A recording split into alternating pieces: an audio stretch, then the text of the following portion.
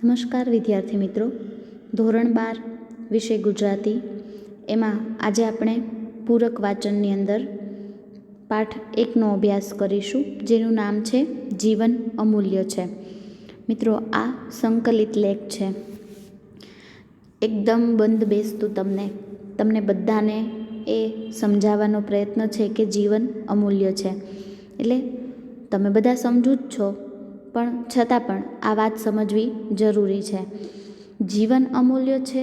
જીવનનું ઉત્તમ ઘડતર શિક્ષણ કેળવણી દ્વારા થવું જોઈએ. શિક્ષણ ઉન્નત અને બહેતર જીવન માટે છે. ટૂંકમાં કહેવું હોય તો શિક્ષણ એ માણસને ઉત્તમપણે જીવવાની જડીબુટ્ટી છે, પરંતુ આજકાલના વિદ્યાર્થીઓમાં તેની વિપરીત અસર જોવા મળે છે. આ વિષય સંદર્ભે એક રાજ્ય કક્ષાનો પરિસંવાદ યોજાઈ ગયો, જેમાં ગુજરાતના કવિ સાહિત્યકારો, વરિષ્ઠ પત્રકારો, કટાર લેખકો, મનોચિકિત્સકો, નાટ્ય સંગીત લોક કલાકારોએ બહોળી સંખ્યામાં ભાગ લીધો હતો અને આ અંગે પોતાના વિચારો રજૂ કર્યા હતા. તમને એવું થશે કે મેડમ અમને કેમ આમ કહે છે કે તમારા માટે છે એમ. હા મિત્રો, આ જીવન અમૂલ્ય છે એ દરેક વિદ્યાર્થીએ એ વાતને સમજવી જરૂરી છે. દરેક વિદ્યાર્થીએ પણ અને દરેક માણસે પણ. આજકાલ આપણે જોઈએ છીએ કે પરીક્ષા છે એમાં નંબર, ટકાવારી અને આગળ વધવાની હોડમાં તમે બધા એટલા બધા પોતાના રિઝલ્ટ પ્રત્યે ઓલા થઈ ગયા હોય છો, એકદમ સંવેદનશીલ, કે ઘણીવાર રિઝલ્ટ ઓછું આવે અથવા તો ટ્યુશન જાઓ, સ્કૂલમાં એટલું ભણો, છતાં પણ પરીક્ષાની તમને બીક હોય. કોઈને કોઈ આપણે દર વખતે પરીક્ષાના રિઝલ્ટ આવે પરીક્ષા પહેલાં એવી દુર્ઘટનાઓ વિશે સાંભળીએ છીએ કે પરીક્ષાની બીકને લીધે કોઈએ આપઘાત કર્યો, અથવા તો રિઝલ્ટ નબળું આવતા કોઈએ આપઘાત કર્યો, રિઝલ્ટ નબળું આવતા ઘરમાં કોઈએ કંઈ કહી દીધું અને વિદ્યાર્થીએ આપઘાત કર્યો. આવી દુર્ઘટનાઓ આપણે ખૂબ સાંભળીએ છીએ. દર વર્ષે રિઝલ્ટ આવે રિઝલ્ટ પહેલાં. આવું શું કામ મિત્રો? આપણે બધા ભણીએ છીએ શું કામ? ભણવું, અભ્યાસ એ આપણા જીવતરનો એક ભાગ જ છે એમ. જો જીવતર જ નહીં રહે તો અભ્યાસનું શું મહત્ત્વ? એ વાત સમજવાની છે.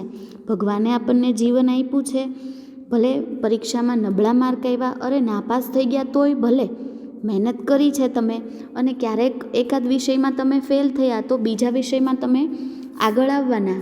દરેક વ્યક્તિની અંદર કોઈને કોઈ ટેલેન્ટ છે. ભગવાને બધાને કંઈક ને કંઈક ટેલેન્ટ આપ્યું છે.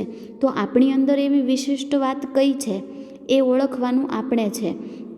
આપણા રિઝલ્ટને લીધે પરીક્ષા અથવા તો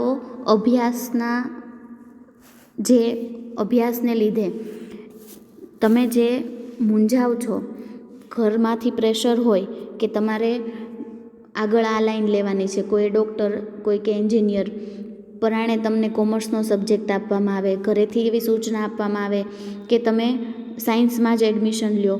આવી બધી કોઈક ને કોઈક વાતને લીધે તમે ગભરાવ છો, મૂંઝાવ છો, અને આવું અવળું પગલું કોઈને કોઈ વિદ્યાર્થી ભરતા હોય છે. આવું ન થવું જોઈએ મિત્રો. એ વાત સમજાવતો આ જે સંકલિત લેખ છે એ આપણે આજે ભણવાના છીએ. અને આમાં રહેલી એક વાત છે એ આપણને બધાને લાગુ પડે છે. દરેક માણસે પણ એ સમજવું જોઈએ. આપણા જીવનની અંદર જે પરિસ્થિતિ છે એ કાયમને કાયમ એવી નથી રહેવાની. એ પરિસ્થિતિ, એ સમય જતો રહેશે, સારો સમય આવશે. અને દરેક માણસના જીવનમાં સુખ દુઃખ તો લખેલા જ છે ઈશ્વરે. ભલે એ ખૂબ પૈસાવાળો માણસ હોય, ગરીબ માણસ હોય કે મધ્યમ વર્ગનો માણસ હોય, દરેકને પોતપોતાના દુઃખ હોય જ છે. પણ દુઃખ પણ કાયમ નથી ટકતું અને સુખ પણ કાયમ નથી ટકતું. એ વાતને સ્વીકારી અને આપણું જીવન અમૂલ્ય છે એ વાત સમજવી એ મિત્રો ખૂબ જરૂરી છે. એ જ વાત આપણા આ લેખની અંદર છે. જો આ લેખ છે એ શેમાંથી લેવામાં આવ્યો છે તો કે પ્રસ્તુત એકમમાં આ પુસ્તકમાંથી સંકલિત અંશો રજૂ થયા છે. કયું પુસ્તક? તો જે કવિ અને સાહિત્યકારોની જે પરિસંવાદ યોજાઈ ગયો છે એમના વિચારોને સંકલિત કરતું એક આપઘાતની ઘાત ટાળીએ એવું પુસ્તક છે, એનું મૌલિક પ્રકાશન થયું છે. એમાંથી જે સારા અંશો છે એ અહીંયા રજૂ થયા છે. સારા વિચારો અને વિદ્યાર્થીઓમાં શિક્ષણના ભારણને કારકિર્દી, ઘડતર કે કોઈ એવા કારણસર વિપરીત અસર પેદા ન થાય, પરંતુ જીવન અમૂલ્ય છે એવું સમજાય એ જરૂરી છે. એટલા માટે અહીંયા દરેકની અંદર જીવન માટે હકારાત્મકતા રજૂ થાય એ પ્રયાસ આ લેખની અંદર છે. મિત્રો, આપણે વાંચન કરીએ અને સાથે સાથે સમજૂતી પણ મેળવીએ કે વર્ગખંડમાં સન્નાટો છવાઈ ગયો. સમાચાર વાયુ વેગે પ્રસરતા શાળા પરિવારમાં પણ હાહાકાર મચી ગયો. ધોરણ 12ના એક વિદ્યાર્થીનો સવારના પહોરમાં ટ્યુશને જતાં ગંભીર અકસ્માત સર્જાયો હતો અને હાલ હોસ્પિટલમાં જીવન મરણ વચ્ચે ઝોલા ખાઈ રહ્યો હતો. વાલી, શિક્ષકો અને વિદ્યાર્થીઓમાં ચિંતા અને દુઃખની લાગણી પ્રસરી ગઈ હતી. વિદ્યાર્થી હોનહાર હતો. તેને મા બાપની અપેક્ષા મુજબ ઊંચું મેરિટ લાવવું હતું. તેથી ટ્યુશન અને ટેન્શનને લીધે આમ અકસ્માત સર્જાયો. મિત્રો, તમે બધા જ બરાબર તૈયારી કરો છો, ન કરતા હોય તો કરવા માંડજો. બરાબર મહેનત તમે બધાએ બરાબર કરી છે, પણ અત્યારે તમે જે રીતે વાંચન અને તૈયારી કરો છો તો પરીક્ષામાં તમારું પરફોર્મન્સ એવું ન પણ થાય તો એ તમારી બીકને લીધે પણ એવું થઈ શકે. તો બીયા વગર એકદમ નિડરતાથી પરીક્ષા આપી અને જે પણ પરિણામ આવે એ સ્વીકારવું જોઈએ. જો અહીંયા પરીક્ષાના ચિંતામાં એક વિદ્યાર્થી સાથે કેવી દુર્ઘટના બને છે એ આપણે જોઈએ છીએ. તો આ દુર્ઘટના તો એક ઉદાહરણ છે. આ અને આથી ભયાનક દુર્ઘટનાઓ હવે બનવા લાગી છે. કારકિર્દીનું ઘડતર જરૂરી છે એની ના નહીં, પરંતુ કશું પણ જીવનના ભોગે તો ન જ હોય ને. જીવન છે તો કારકિર્દી છે ને બધું છે. આ દિશામાં ગુજરાતના નામાંકિત વિદ્વાનો, કલાકારો અને કેળવણીકારો શું કહે છે એ આપણે જોઈએ. જાણીતા સાહિત્યકાર મણિલાલ હ પટેલ આ મુદ્દે લખે છે કે મા બાપની અપેક્ષાઓ બેફામ વધી રહી છે. દરેક બાળકની શક્તિ અને માનસિકતા એ જુદી જુદી હોય છે. બધા જ ડૉક્ટર, એન્જિનિયર, તજજ્ઞ થવા માટે અવતરતા નથી, પણ મા બાપ દેખાદેખીમાં અને સ્પર્ધામાં બાળકોને હોમી દે છે. પોતાના અધૂરા સુમણા તેઓ બાળકો પાસે પૂરા કરાવી સમાજમાં એ વટ પાડવા માંગે છે. વાલીઓ સ્નેહવશ અપેક્ષાઓ ભલે રાખે, પણ પોતાની અજાણમાં તેઓ પોતાના સંતાનોનું જ અહિત કરે છે. સંતાને શું બનવું તે નક્કી કરવાનું કામ વાલીનું નથી. એણે તો એ જે કંઈ ભણે છે તે યોગ્ય રીતે ભણે છે કે નહીં તે જોવાનું છે. સાથે સાથે જરૂરી સગવડો અને વાતાવરણ પૂરું પાડવાનું છે. બાળક એક ફૂલ છે, એને પોતાની રીતે ખીલવા દેવાનું છે. બાળક શું બને એના કરતાં જે બને તે શ્રેષ્ઠ બને એ ઈચ્છવું વધારે હિતાવહ છે. ચિંતક જે કૃષ્ણમૂર્તિએ કહેલું, સમાજમાં જેમ કલેક્ટરની જરૂર છે તેમ કેળાની લારીવાળાની પણ જરૂર છે. જ્યારે તમામ પ્રકારના માણસો એકઠા થાય ત્યારે સંપૂર્ણ સમાજ બને છે. સમાજમાં ડાક્ટરની જરૂર છે એટલી જ ડ્રાઈવરની જરૂર છે, કલેક્ટરની જરૂર છે એટલી જ કડિયાની પણ જરૂર છે, મામલતદારની જરૂર છે એટલી જ મિસ્ત્રીની પણ જરૂર છે. વિદ્યાર્થીઓ આ પ્રકારની સમજણ કેળવે અને દેખાદેખીથી અલિપ્ત રહીને પોતાની રુચિ મુજબની લાઈન પસંદ કરે એ જરૂરી છે. બાળક પોતાના મનગમતા ક્ષેત્રમાં જાય તો એ વધુ સારી રીતે કાર્ય કરી શકશે અને સફળ પણ થઈ શકશે. સ્વસ્થ સમાજના નિર્માણમાં ઉપકારક પણ થઈ શકશે. ઘણા વિદ્યાર્થીઓ પરીક્ષા ટાણે હતાશનો શિકાર બને છે. હતાશાનો એવી જ રીતે પરિણામ સમયે પણ આપણે ત્યાં જે પ્રકારનો માહોલ સર્જાય છે તે આવકાર્ય નથી જ હોતો. માત્ર એક પરીક્ષાના પરિણામ પર જ જીવનનો સમગ્ર આધાર છે એમ માનવાને કારણ નથી. પત્રકાર પદ્મશ્રી દેવેન્દ્ર પટેલ પોતાના એક લેખમાં નોંધે છે કે જેમને પ્રારંભિક નિષ્ફળતા મળી અથવા તો ઓછા માર્ક હતા છતાં મહાન બની શક્યા તેવી વ્યક્તિઓમાં Mahatma Gandhi, Albert Einstein, Winston Churchill, Lokmanya Tilak, R K. Narayan અને ગીતકાર ગુલઝારનો સમાવેશ થાય છે. હવે તમે જુઓ, મહાત્મા ગાંધી અને આલ્બર્ટ આઇન્સ્ટાઈનની સાથે ભણનારા તેજસ્વી વિદ્યાર્થીઓના નામ પણ કોઈને યાદ છે? મૂળ સવાલ પરિણામના ટકાનો નથી. પરીક્ષામાં ઓછા ટકા લાવનાર વિદ્યાર્થી જીવનમાં નિષ્ફળ જ જાય છે એમ માનવાને કારણ નથી. મિત્રો, આ બાબત તમને ખૂબ સરસ રીતે સમજાવી જોઈએ કે માર્કનું કંઈ પણ આઘું પાછું થાય તો એમાં મૂંઝાવાની જરૂર નથી, પણ તમારી અંદર શું શ્રેષ્ઠ છે એ જાણવાનું કામ તમારું છે. તમે આ પાઠ છે એ સમજો, ત્યારે સાથે સાથે તમારા મા બાપને પણ આ પાઠ જરૂરથી બતાવજો, એટલે એમને પણ ખ્યાલ આવે કે એ તમારા જે કારકિર્દીના વર્ષો છે, અત્યારે તમે આગળ શું બનવા માંગો છો એ તમને નક્કી કરવા દે, એવો ન નક્કી કરે. બરાબર મિત્રો. હવે મૂળ સવાલ એટલે કે વાલીઓએ પણ હવે સાચી દિશામાં વિચારવાનો સમય પાકી ગયો છે. વાલીઓ હંમેશા બાળકોને ઉપદેશ આપવામાં જ રચ્યા પચ્યા રહે છે, તો લાંબે ગાળે બાળકો છે એ નકારાત્મક બની શકે છે. આમાં માતા પિતાનો પણ વાંક નથી મિત્રો. એમને પણ ચિંતા હોય છે કે તમે ક્યાંક અભ્યાસમાં પાછળ ન રહી જાઓ, અથવા તો તમારે ઓછા માર્ક ન આવે, તમે બરાબર ભણો છો કે નહીં.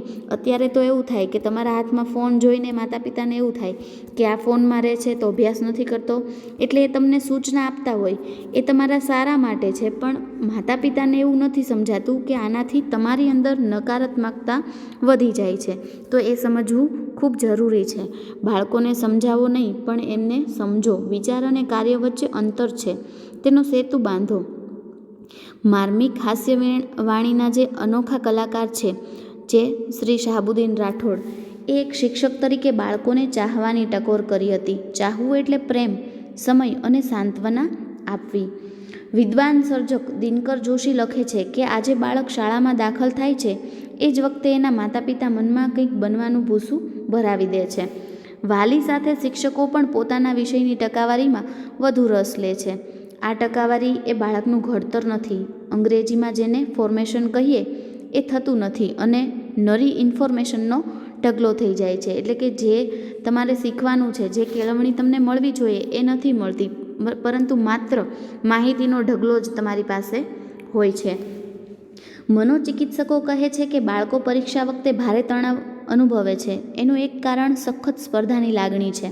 તમે એક વિષયમાં નાપાસ થાઓ છો, પણ બીજા વિષયમાં કે બીજા ક્ષેત્રમાં નિષ્ણાંત હોઈ શકો છો. જો તમે નાપાસ થાવ છો કે ઓછા માર્ક આવે છે, તો તમે તમારી રુચિવાળો વિષય શોધી કાઢો. સારા કલાકાર કે સારા રાજનીતિજ્ઞ પણ બની શકો છો. વાલીઓની જેમ બાળકોએ પણ કેટલુંક ધ્યાન રાખવું જોઈએ. મુગ્ધાવસ્થા સૌની કસોટી કરતી અવસ્થા છે. શૈશવમાંથી યૌવનમાં પ્રવેશતી વેળાએ આપણી ભીતર ઘણા માનસિક અને દૈહિક ફેરફારો થતા હોય છે.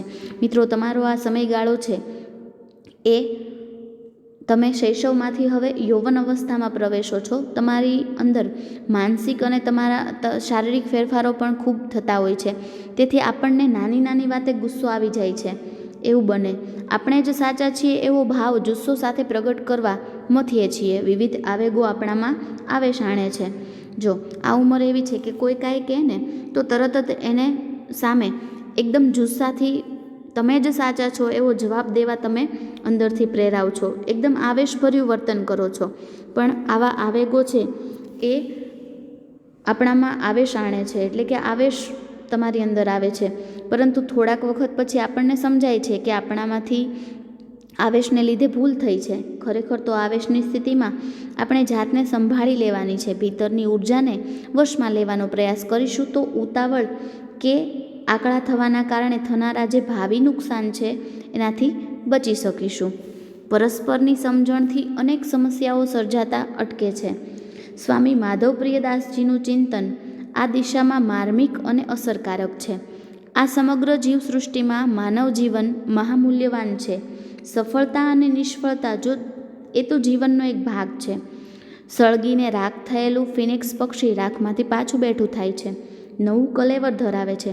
મિત્રો, અહીંયા ફિનિક્સ એટલે કે એક પક્ષીની વાત છે. એના માટે એવી માન્યતા છે કે આ પક્ષી છે એ મૃત્યુ પામે અને એને બાળી નાખવામાં આવે તો એ ફરી પોતાની રાખમાંથી કલેવર ધરે છે, એટલે કે નવો દેહ ધારણ કરે છે.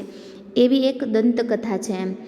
અને અનંત ગગનને આંબવા માટે પાંખો પ્રસારે છે, એટલે કે ફરી પોતે જીવંત થઈ અને આ અનંત ગગન છે એની ઉપર એ વિસરવા માટે પોતાની પાંખો પ્રસારે છે. ખરેખર આપણે આમાંથી શું શીખવાનું છે? જો ફિનિક્સ પંખીની વાત એ દંતકથા હશે, પણ જગતમાં એવા અનેક મહાપુરુષો થયા છે જે નિષ્ફળતાની રાખમાંથી બેઠા થયા છે. આપણે આ પક્ષી દ્વારા એવું સમજવાનું છે કે આપણને મળેલી નિષ્ફળતામાંથી પણ આપણે બેઠા થઈ શકીએ, અને એના માટે આપણી પાસે કેટલાય ઉદાહરણો છે. એવા આપણા કેટલાય એવા આપણી સામે દાખલા છે કે જે લોકો નિષ્ફળતા મેળવ્યા પછી પણ સફળ થઈ શકે છે. એમાંનો આપણી પાસે દાખલો છે કે ગુજરાતના લબ્ધ પ્રતિષ્ઠિત એટલે કે ખૂબ ઊંચી પ્રતિષ્ઠા ધરાવતા સાહિત્યકાર રઘુવીર ચૌધરી એ લખે છે કે ડૉક્ટર બાબા સાહેબ આંબેડકર બાળપણમાં ભારે તોફાની હતા અને અપાર સુખની સાથે દુઃખ પણ એટલે અપાર સંઘર્ષો વચ્ચે ટકી રહીને પણ યુગ પુરુષ બની શક્યા. ખરું તો એ છે કે જીવન અનેક શક્યતાઓથી ભરેલું છે. જીવન છે તો સુખની સાથે દુઃખ પણ છે. કદાચ દુઃખો છે તેથી જ સુખનું પણ મૂલ્ય છે. ઘણીવાર તો આપણે જેને દુઃખ માનીને ચાલીએ છીએ તે આપણો ફોબિયા હોય છે. ફોબિયા એટલે ખૂબ જ ડરવું એમ. ખરેખર તો એ દુઃખ સાવ સામાન્ય કહેવાય એવા હોય છે. સુખ કે દુઃખ એ સ્થિતિ છે, સમગ્ર જીવન નહીં. આપણી ભાષાના મૂર્ધન્ય કવિ રાજેન્દ્ર શાહ એક મજાનું ગીત લખ્યું છે એમણે. ભાઈ રે આપણા દુઃખનું કેટલું જોર, નાની એવી જાતક વાતનો મચાવીએ નહીં શોર. જે કંઈ છે એ જન્મજાત છે તેને વિખૂટું પાડવા નાહકનો શોર શું કામ કરીએ. એટલે કે દરેક માણસ જન્મે છે એટલે એની જન્મતાની સાથે જ એનું સુખ અને દુઃખ એ ઘટમાળમાંથી એને પસાર થવાનું જ છે. એમાંથી કોઈ બચી શકતું નથી. તો પછી આપણે શું કામ નકામું કકળાટ કરવો એમ. સુખ અને દુઃખના સરવાળાનું નામ જીવન છે. કવિવર રવિન્દ્રનાથ ટાગોર જીવન સૌંદર્યના કવિ હતા. તેમણે ઈશ્વર પાસે સુખ નથી માંગ્યું. ઈશ્વર પોતાના દુઃખો દૂર કરે એવું પણ નથી માંગતા. કવિ તો કહે છે કે હું નથી માંગતો કે તું મારા દુઃખ દૂર કરે, પરંતુ માંગુ છું કે દુઃખોનો સામનો કરવાની શક્તિ મને આપ, મને સચેતન બનાવ. દરેક બાળક જુદું છે, જેવી રીતે દરેક પુષ્પ જુદું છે. જાણીતા ચિંતક ગુણવંત શાહ લખે છે કે પ્રત્યેક છોડનું વધવું અને પુષ્પનું ખીલવું એ કુદરતની કરામત છે. ગુલાબની પાંદડી માણસની આંગળી વડે ન ખીલે કે ન ખીલે, બાળકનું પણ એવું જ નથી શું? જો અહીંયા લેખક દ્વારા એક પ્રશ્ન છે આપણને કે ખરેખર ગુલાબની પાંદડી છે આપણે આપણી આંગળી વડે એને ખીલવી શકીએ? ન ખીલવી શકીએ. તો બાળકનું પણ આવું જ છે. પ્રકૃતિએ પ્રત્યેક મનુષ્યને તેની લાયકાત અને આવડત મુજબનું પાત્ર આપીને જગત નામની જે વિશાળ રંગભૂમિ ઉપર એનું જીવન નાટક ભજવવા માટે મોકલ્યા છે.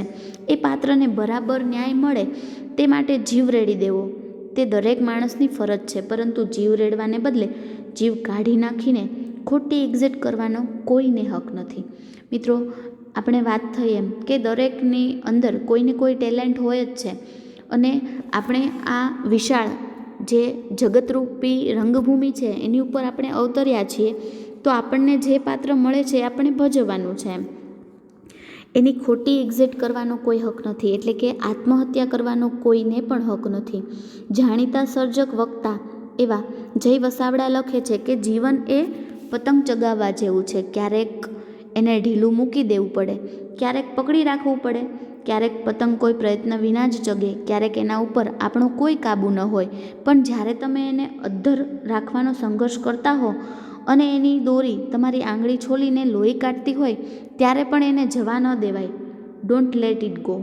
એટલે કે તમને ભલે આંગળીમાં વાગે છે છતાં પણ તમારે એને લેટ ગો કરીને જવા નથી દેવાનું એમ. પવન પાછો તમારી બાજુ આવશે, બેટા બરાબર પકડી રાખ, just don't let it go. એટલે આપણે આંગળીમાં પતંગ વાગવું અને લોહી નીકળવું એ કયા અર્થમાં છે? તો કે જીવનમાં આવતા દુઃખના અર્થમાં. તો એને આપણે જતા કરવાના છે, પણ આપણે આપણા જીવનને જતું કરવાનું નથી. ભણે તે શું બધા પાસ થાય? જેટલા પાસ થાય તે શું બધા ડિસ્ટિંક્શનમાં જ જાહેર થાય? ચિંતક અને શિક્ષણવિદ ડૉક્ટર ભદ્રાયુ વચરાજની જરા જુદી રીતે પણ સિદ્ધુને સટ કહે છે. જેટલા ડિસ્ટિંક્શનમાં સફળ થાય છે તે શું બધા પહેલો જ નંબર આવે? બને આવું કોઈ દિવસ? તો પછી આવી ઘેલછા આપણા મનમાં ઘૂસે ક્યાંથી? તમે અને હું આપણે બધા જ જાણીએ છીએ કે ડિસ્ટિંક્શનમાં એટલે કે 70% ઉપર આવેલા લોકો છે એ બધાનો પહેલો નંબર શક્ય છે મિત્રો? નથી. તો પછી આપણી અંદર એવી ઘેલછા કેમ છે એમ પહેલા નંબરની, જે આપણે ધૂન આપણા મગજની અંદર સવાર હોય છે? તમારે પણ તમારા મનના ઝરણાને કાંઠે બેસી અને વિચારોના પ્રવાહનું માત્ર નિરીક્ષણ જ કરવાનું છે. ધીરે ધીરે મન શાંત થઈ જશે, વિચારો વિલીન થઈ જશે, મન વગરના આકાશ જેવું સ્વચ્છ બની જશે. પછી તેમાં પ્રજ્ઞાની જ્યોત પ્રગટશે. એક વાર પ્રજ્ઞાની જ્યોત પ્રગટે પછી કોઈ નિર્માલ્ય વિચાર આવે એ વાતમાં માલ જ નથી. ઉઠ જાગ મુસાફિર, ભોર ભઈ અબ રૈન કહા જો સોવત હૈ તો ખોવત હૈ, જો જાગત હૈ સો પાવત હૈ. જો આ પંક્તિ દ્વારા આપણને સમજવામાં આવ્યું છે કે જીવન છે એ અવિરત ચાલ્યા જ કરે છે. એમાં બેસી રહેવાને કે સૂઈ રહેવાને સ્થાન નથી. અને જો જે સૂઈ રહે છે એ ખોઈ બેસે છે, અને જે જાગી જાય છે સમયસર એને મળે છે. સો પાવત હૈ, જાગત હૈ સો પાવત હૈ. એટલે કે સમયસર જાગી જઈ અને આપણે આપણી અંદર રહેલું ટેલેન્ટ શું છે અને આપણને કયા વિષયમાં રસ છે એ આપણે સમજી અને જાગી જવાનું છે સમયસર. સારી રીતે જાગી જઈએ, જીવનની કદર કરીએ, જીવનનું સન્માન કરીએ. નબળી ક્ષણને જીરવી લઈશું તો જીવન ઉત્તમ રીતે જીવી શકીશું. મિત્રો, આ સંકલન છે એ અહીંયા પૂર્ણ થાય છે. આપણને બધાને બંધ બેસતું એવું આ સંકલન કે આપણે સફળતાની ખોટી ઘેલછામાં કોઈ પણ અણધાર્યું પગલું ન ભરીએ. અને એક શીખ છે કે દરેકની અંદર જુદી જુદી બાબત છે, જુદું જુદું ટેલેન્ટ છે. તો એ તમારી અંદર એવી કઈ બાબત છે અને તમને કઈ બાબતમાં રસ છે, કયા વિષયમાં રસ છે એ ઓળખી અને આગળ વધવું, તમારી કારકિર્દી છે એ મુજબ ઘડવી, તો તમે જીવનમાં સફળ થઈ શકશો. અને સાથે સાથે એક વાત બરાબર સમજી લઈએ કે મનુષ્ય અવતાર મળ્યો છે તો સુખ દુઃખની ઘટમાળ છે. એ સુખ દુઃખની જે આખી એ પડ્યું છે સુખનું દુઃખનું, એ દરેક મનુષ્યના જીવનમાં ચાલ્યા જ રહેવાનું. એટલે એનાથી ગભરાયા વગર આપણે આપણા જીવનને અમૂલ્યતાને સમજીએ, એનું મૂલ્ય સમજીએ અને એકદમ હિંમતથી અને ગભરાયા વગર જીવીએ. બરાબર મિત્રો, તમારે આ પાઠની શબ્દ સમજૂતી છે એ લખવાની છે અને યાદ રાખવાની છે. આ પાઠ તમારે પરીક્ષામાં નથી પૂછાવાનો, પણ જીવનની એક શીખ, જીવન મૂલ્ય રૂપે એ આપણને ખૂબ સારી એવી શીખ આપે છે. તો એ આપણે જરૂર લઈશું અને નવા એકમ સાથે ફરી મળીશું. આવજો.